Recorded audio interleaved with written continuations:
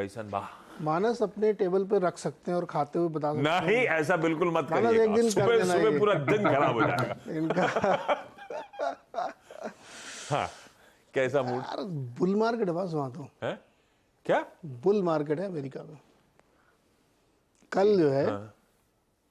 भयंकर तेजी हुई है हाँ, सारे इंडाइसेस में। क्यों हुई? कोई ऐसा डेटा वेटा तो नहीं आया? जोश मार रहे हैं डेटा इवेंट से पहले? यार जोश, देखिए इन्फ्लेशन नंबर आ जाना है, कल रात में पॉलिसी आ फेड का जाएगी, नंबर आ हाँ। जाना है। मार्केट तो अभी एक कंफर्म हो गया है कि उनको ऐसा पूरा भरोसा हो गया है कि अब न तो रेट बढ़ेंगे और इन्फ्लेशन भी कम होके आएगा। तो ये अब आप कुछ लोग कह सकते हैं ओवर कॉन्फिडेंस है या कॉन्फिडेंस है, लेकिन कल की रैली जो है ना, अगेन ये दिखा रही है कि बहुत अंडरटोन बुलिश है। और अब टेक के अलावा दूसरी तरफ भी तेजी बढ़ रही है और उसमें क्रूड एक बहुत अहम रोल प्ले कर रहा है। तो कल आप देखिए क्या हुआ, वो 20% हम लोग कहते हैं ना, उसके ऊपर 4340 पे है वो। 4200 मैंने कहा था कि वो तोड़ना बड़ा मुश्किल है, बहुत लंबा समय उसने लिया था 42 तोड़ने में। 4200 S&P पार करने के बाद अब रुक ही नहीं रहा, 4350 पे खड़ा है। मुझे लगता है कि 30 जून तक 4500 के पार टारगेट आ जाएगा। 100% आएगा, कोई शक ही नहीं उसमें। तो 4500 तक का टारगेट अगर आप आ रहा है इसमें, जो कि साल भर के टारगेट दिए जा रहे हैं वो जून में ही अचीव हो रहे हैं, तो ये आप कह सकते हैं कि कुछ ज़रूरत से ज़्यादा लोग खुश हैं वहाँ पे, तेज़ी का माहौल बना रहे हैं। लेकिन एक बड़ी तेज़ी वहाँ पे बन रही है। कारण उसके पीछे है कि फेड को लेकर के लोग कॉन्फिडेंट हैं कि अब वहाँ शायद कुछ नहीं होगा। अगेन टेक्नोलॉजी स्टॉक से लीड कर रहे हैं। एप्पल कल फिर से बहुत चला और वो $3 ट्रिलियन की मार्केट कैप के बिल्कुल करीब है। नया प्रोडक्ट जो उन्होंने लॉन्च किया उसका भी बड़ा फ़ायदा है। मतलब देश 160-70 देशों की इकॉनमी से बड़ा अकेला एक स्टॉक, एक कंपनी बनती जा रही है। लेकिन इंटरेस्टिंग ये है कि जो क्रूड गिर रहा है ना, वो एक कंसर्न है, उसको मार्केट अभी इग्नोर कर रहा है। सऊदी अरब के कट के बावजूद कल फिर ब्रेंट गिरा और ब्रेंट 72 के आसपास आ गया। ये मेरे ख्याल में चिंता होनी चाहिए, इससे बहुत ज़्यादा खुश होने की ज़रूरत नहीं है, क्योंकि क्रूड का गिरना हमेशा बहुत अच्छा नहीं होता। चाइना में डिमांड कम हो रही है, यूएस में रिसेशन की आशंका, ये सब कंसर्न इनबिल्ट हैं इस क्रूड की गिरावट में, इसलिए ये एक बहुत ही दिक्कत और चिंता की बात है। लेकिन वापस लौटते मार्केट में आपको एक 2 आज चार्ट में दिखाऊंगा। एक इंट्राडे चार्ट दिखाइए, एकदम डेज हाई पे जाके S&P बंद हुआ, ये देखिए आप एकदम टॉप पे, जब क्लोजिंग दी उसने तो एकदम टॉप पे गया। एक दूसरा चार्ट है जो वीकली चार्ट है पिछले 1 साल का। तो हम लोग कह रहे थे कि अप्रैल 2022 का जो हाई उसने बनाया था उसको ब्रीच कर दिया इसने। अब ये इससे ऊपर की जर्नी शुरू करेगा तो एक नई चार्ट, नई टेरिटरी में जाएगा और ये एक बड़ी रैली की तरफ संकेत दे रहा है। हालांकि इसमें कुछ लोग डिवाइडेड हैं, लेकिन बहुत सारे लोग इस फेवर में आ गए हैं कि ये मार्केट रुकने वाला नहीं है। ऐसी घटना एक बार 1966 में हुई थी और ये बहुत ही स्टैब्लिश फैक्ट है कि जब एक बार 20% गिरता है मार्केट तो उसको टेक्निकली बेयर मार्केट मान लेते हैं। वहाँ से जब पलटता है तो कम से कम 1 साल की तेज़ी बनती है। तो पिछले साल अक्टूबर में के लो से हमने अब तक 20% हासिल किया है, यहाँ से एक तेज़ी बनेगी। एक और चार्ट है जो मैं आपको शायद 8 बजे दिखाऊंगा। 1966 को मैंने कंपेयर किया, उस चार्ट में दिखाया गया है कि वो रैली फिर बहुत लंबी, बहुत ही लंबी बनती है। मतलब उस रैली के हिसाब से चले तो S&P हो सकता है 5000 को भी पार करके खड़ा हो। इस तरीके की बुलिशनेस है जो एक चिंता का कारण भी होना चाहिए। मुझे लगता है कि थोड़ा थोड़ा डरना चाहिए, ये ओवर बुलिशनेस जो है फिजल आउट हो सकती है। वो कॉशियस अंडरटोन तो कैसे भी बाजार हो हमेशा रहने की, बहुत ज्यादा अभी तेजी, एंजॉय मतलब करने का मोमेंटम को, बस कॉशियसली उस मोमेंटम को अप्रोच करने का। ग्लोब अच्छा है, लेकिन ध्यान रखिएगा कुछ इंपॉर्टेंट डेटा पॉइंट्स आने उससे पहले वहां के मूव्स देखने को मिल रहे हैं। देखते हैं डेटा कैसा प्ले आउट होता है।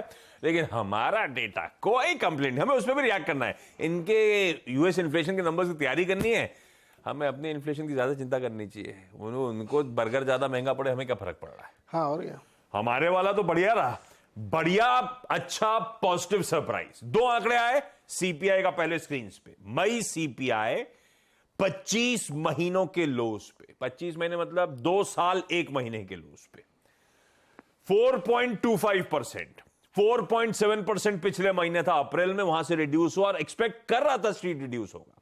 सीएनबीसी आवाज का पोल था 4.35 का, हमारे पोल से भी 10 बेसिस पॉइंट्स और कम हुई है महंगाई, ये अच्छी खबर।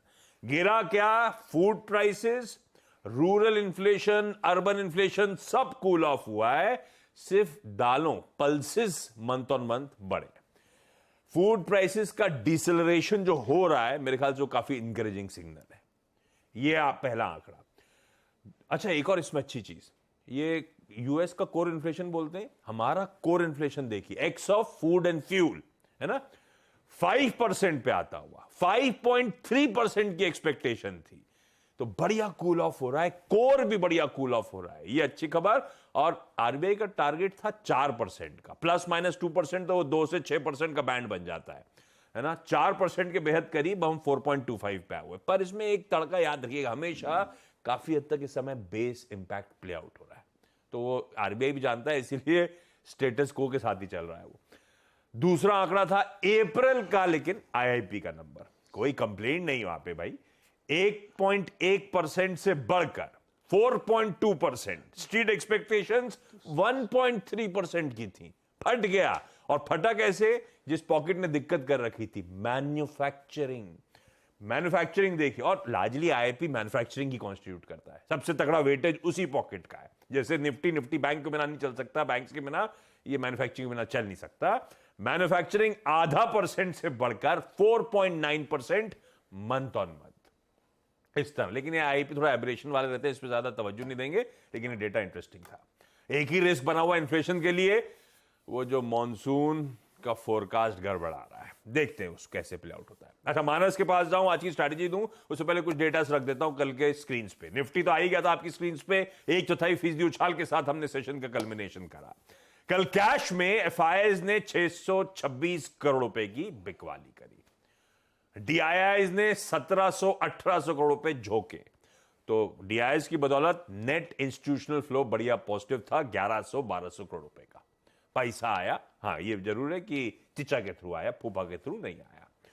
जहां तक डेरिवेटिव्स में एफआईआईज के कल का चाल है, इंडेक्स फ्यूचर्स में 970 करोड़ रुपए की खरीद, ये लार्जली पूरा का पूरा निफ्टी फ्यूचर्स में कल खरीदारी हुई है, 988 करोड़ रुपए की।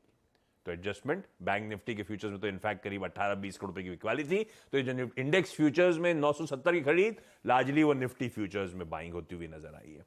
वो भी अब मैं आगे डेटा में दिखाऊं कैसे कवरिंग प्ले आउट हुई कल के सेशन में।